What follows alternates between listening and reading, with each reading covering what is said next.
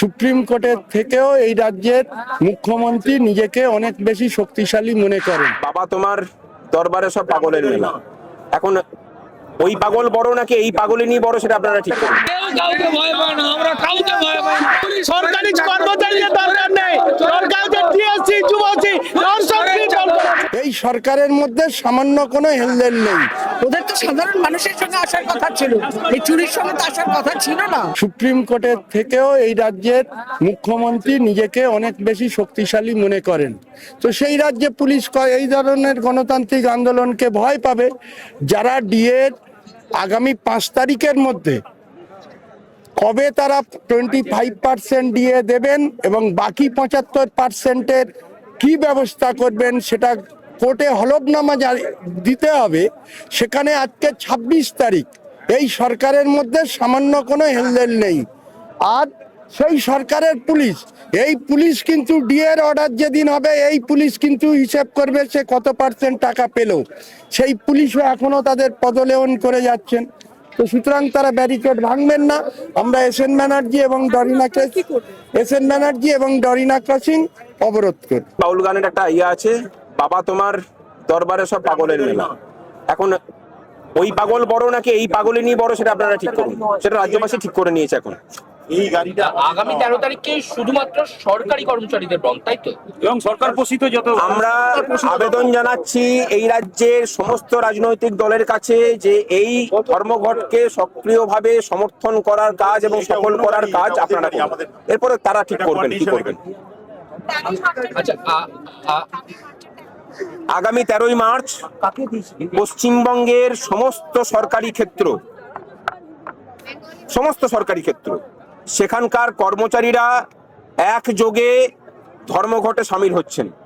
দাবি অস্থায়ী কর্মচারীদের স্থায়ীকরণ, দাবি সরকারি দপ্তরের 6 লক্ষ শূন্য পদে স্বচ্ছতার সাথে স্থায়ী নিয়োগ, দাবি সুপ্রিম কোর্টের রায়কে মেনে নিয়ে ইমিডিয়েটলি সমস্ত বকেয়া প্রদান এবং ষষ্ঠ বেতন কমিশনের যে বকেয়া মহার্ঘ ভাতা বর্তমানে তার পরিমাণ 40% সেটাকে মিটিয়ে দেওয়া।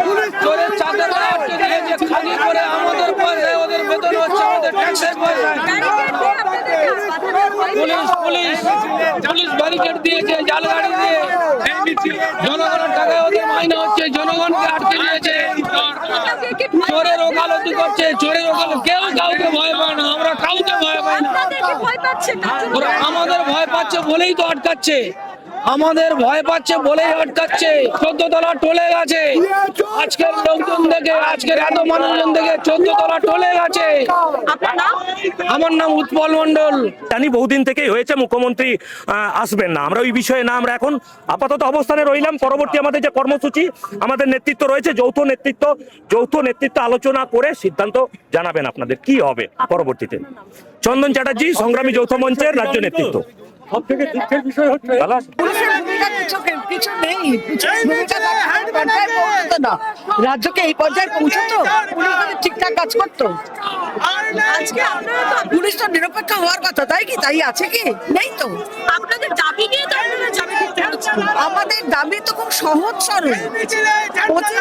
6 তারিখের মধ্যে আমাদের 25% ডিএটা দিয়ে দিতে হবে। যারা আংশিক হয়ে আছে তাদের আমাদের পার্মানেন্ট দিতে হবে। আর তো কিছু নেই। বাকিটা সুপ্রিম কোর্ট যা চেয়েছে, যা বলেছে আমরা সেটা ফলো করতে বলেছি। আর তো কোনো দাবি আমরা করিনি। আর সেভাবে ব্যারিকেড করলো, কোথাও থেকে ভয় পেয়েছে, দলদাস হয়ে গেছে। ওই জন্য সেখান থেকে বেরোতে পারছে না। একটাই কারণ, আর কিছু কারণ নেই।